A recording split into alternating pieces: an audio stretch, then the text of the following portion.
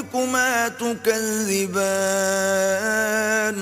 تو تم اپنے پروردگار کی کون کون سی نعمت کو جھٹلاؤ گے؟ ولمن خاف مقام ربه جنتان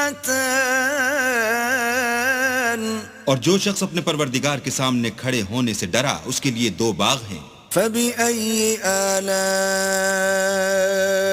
ربكما تكذبان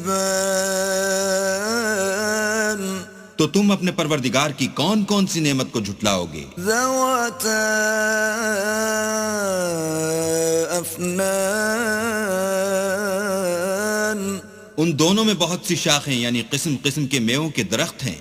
فبأي آلاء ربكما تكذبان تو تم اپنے پروردگار کی کون کون سی نعمت کو جھٹلاؤ گے؟ فيهما عينان تجريان